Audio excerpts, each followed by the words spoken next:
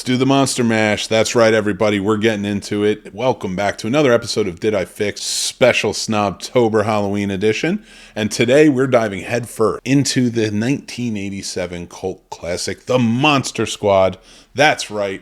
All of your favorite Universal monsters thrown in together. It's like the Avengers, but with a squad of misfit kids taking on Dracula, Frankenstein. I love this movie, so let's get into it. First, let's open our dusty tomb and reveal the plot. In a small town, a group of kids forms the Monster Squad to fight off classic monsters like Dracula, the Wolfman, and the Mummy. They must stop these ghouls from taking over the world with the help of an amulet. It's a monsterific adventure. Now let's sharpen our stakes and get into what's wrong with this 80s gem. Personally, I'd say nothing, but that's just one horror fan's opinion. Directed by Fred Decker, the Monster Squad had all the ingredients for success. Monsters, kids, the 80s charm, but it wasn't without its quirks. The dialogue, cheesier than a vampire at a blood bank.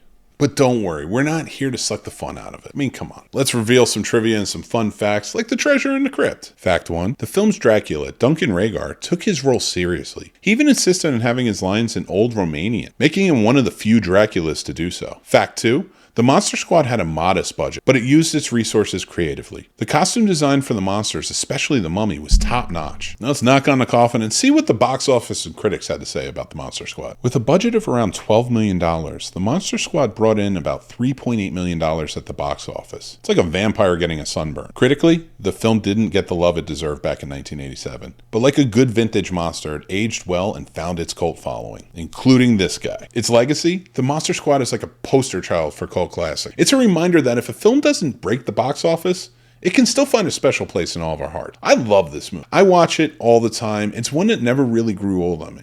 So when this came about for Did I Fix That Movie, I thought to myself, like, why would I want to fix something that I love so much? But when you go back and you really look at it with a critical eye, I do understand why it didn't stand the test of time at the box office like The Goonies and other movies similar to it. It was cheesier. It had things that were in it. It just didn't really work in the mold of what kids' movies were coming out then. But it worked. I thought it was really good. I thought it had played the line between kids' movie and adult sort of horror movie a really good way, but not good enough. And I think if I were to fix this movie, it were handed to me, and you said, how do you fix this cult classic that we all love desperately and is a fantastic movie, and I just want to point that out so I don't get my head ripped off by horror fans, I would say this movie could be fixed bringing it up to date. I think that this should be, and I've said this before, and I'm going to go a little in depth on it, I've said that this before, if you're going to reboot into some sort of franchise, the Universal Monsters like they tried to do with Tom Cruise's Mummy and a couple of others they're really planning for, you do it with the Monster Squad. Start with the Monster Squad.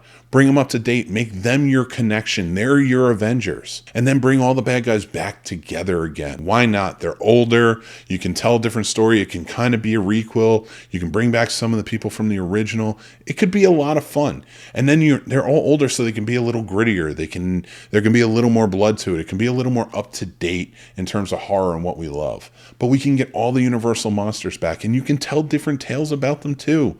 It could be a lot of fun. I've always said that if you were going to reboot the series, start with this. Go with something like a Monster Squad, but up to date as adults. And you can even bring kids into the fold. That would work too. Their kids step in as well. I don't know. I thought that would always be cool. I would love to hear what you guys think. Sound off in the comments. Please let me know. Did I just fix this movie? Would you like to see something that I said? Now, I didn't go back and fix the movie per se, but if you wanted to update it and do it, it could be done very easily. And I would just take out the cheese factor. It's not even really camp. It is just cheesy at some point. So that's my fix for it. Hopefully you guys liked it. Sound off in the comments or sound off over on our Discord or our Facebook group. Love to hear from you there, or you can join us on social media. But remember to hit like, hit subscribe, and hit that bell so you know when more episodes of Did I Just Fix and other great shows are coming out as well. I want to thank our sponsors of the show, Entertainment Earth. They have great horror stuff on there. So if you're a collector, I would definitely go check them out. The description's down below. Go check out the discount. Go check out what they got going on. Really, just thank you, Entertainment Earth, for sponsoring this episode. But guys, thank you so much for watching, supporting us, and being a part of it. But it is Snobtober, so keep track of what we got going on. It's going to be a great time. But until next time, I'm Mick Manhattan from the Scene Snobs. Be kind, stay spooky, and I'll talk to you soon. Take care. If you guys do like this shirt, it is up for grabs over at snobsmerch.com.